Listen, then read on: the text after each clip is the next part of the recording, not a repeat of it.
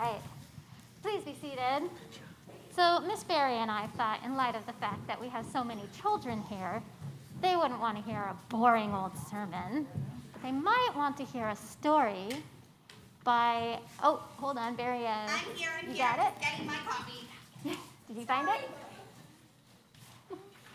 But they might want to hear a story by the wonderful Rabbi Nachman of Breslov. Let me help you. Did you get it?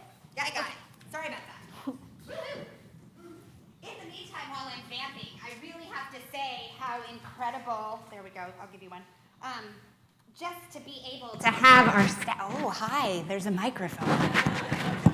It's scary that I can do that without a microphone. But just to be able to thank everyone and their teachers for being put on the spot and just to be part of this big community is pretty amazing. And it fits for the story in a way, doesn't it? Totally. Because once upon a time, according, as Rabbi said, to the Rabbi Nachman of Breslov, there lived a king, a queen, and a prince. The king expected their son to be a great leader, a wise and upstanding prince. But all of these expectations and classes and school made the prince very, very anxious, nervous, and scared.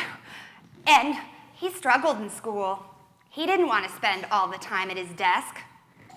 And so, one day, when there was a royal banquet happening, the prince walked into the banquet hall and said to his mother and father, "I am no longer a prince.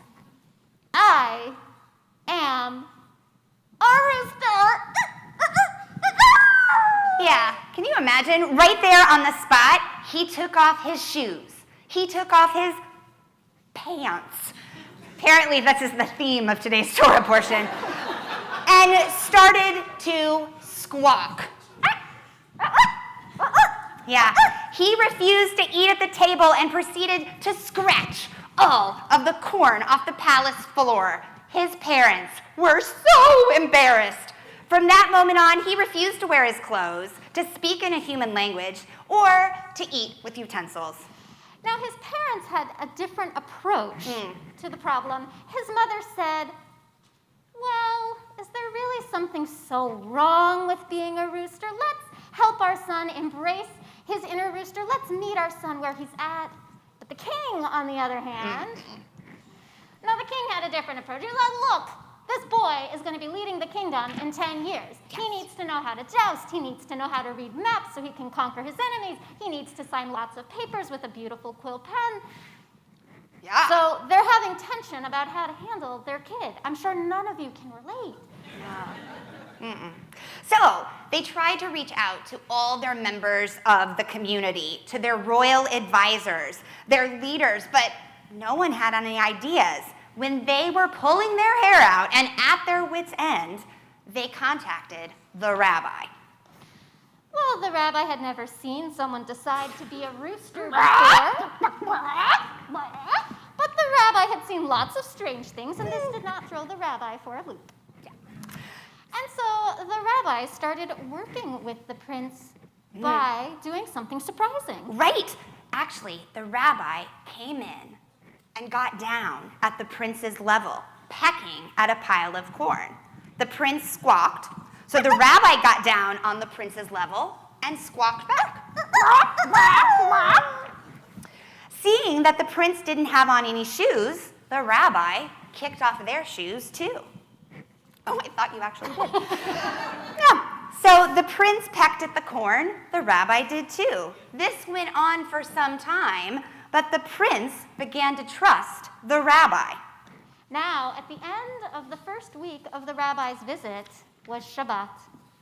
And the royal bakers had the most delicious challah recipe. Yeah. And as they carried those steaming loaves of challah fresh from the oven to the Shabbat table, the prince got a little more interested in the food on the table than the corn on the floor. And the rabbi had a thought. You know, the rabbi said, you can still be a rooster and enjoy the smell and taste of challah. Oh, I can, squawked the prince. "Oh, yes," said the rabbi. "Why don't you hop up on the table next to me, and we'll eat some challah together. Well, later that afternoon, when the prince was shivering in the barn, and the rabbi said, you know, you can still be a rooster and keep your feet warm. Oh, I can, squawked the prince. Not to mention, said the rabbi, you can still be a rooster and use your human words. The rabbi said, you can always be a rooster and still be true to yourself. Now, on this particular Shabbat afternoon, the king and queen got in an argument. They were trying to decide the most important thing that children should learn in school. The queen was convinced it was beautiful table manners. Yes. Sit up straight, know which fork of the 12 in front of you to use first. She said, how on earth will our children be able to conduct diplomacy with our allies if they can't sit through a proper state dinner? But the king had a different opinion about the most important thing to learn in school. Oh, yes, it's all about jousting, I say, and all, Ooh, if that didn't get too loud for you. And then it's about punching and boxing and fighting and being able to show your macho side. But the prince had a difference of opinion, and he was elbowing the rabbi, and the rabbi said, You know, he listened carefully. He started to squawk, but then the prince remembered the words the rabbi had taught him. He was patient and let his parents know they both could be right, that they needed to listen to what the other had to say. And suddenly, the prince found his confidence. He knew he was ready to be the person he was meant to be, even if he still liked to shake his tail feathers every now and then. That was good. Oh, good. Hello. Yeah. For those of you streaming. It's not even Purim. I know. All right, So- we have some questions. Yeah, so we're curious. What do y'all think this story is about? Nora has her hand up.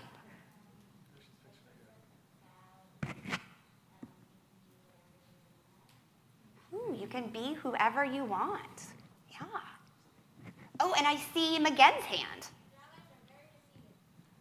Rabbi, he kind of tricked Oh. the prince into being human. Is that what you mean? Yeah. We could also unpack that one for other times, too. Rabbis. Any other? Oh, so Willow and Ayla have their hands up. Wait, I couldn't hear that. Oh, believe in yourself. Yes, I love that. So how might we exactly, where we're at in our lives spiritually and emotionally, how can we meet each other where we are is another question. Any ideas? Or how might we connect with a loved one when they're feeling misunderstood? Have any of you ever felt misunderstood like the Rooster Prince? I know I have. Yeah. I think Debbie wants to comment. Oh, Debbie, please, sorry. I think that sometimes when I feel misunderstood, it's nice when people show that they understand me and maybe comment on or be at my level. That's nice. So to be at someone's level and to show that they understand you. That's awesome. All right, well, I think next. Oh, there's another. Yes, Michael, sorry. Which comes first, the prince or the rooster? He said, which comes first, the prince or the rooster?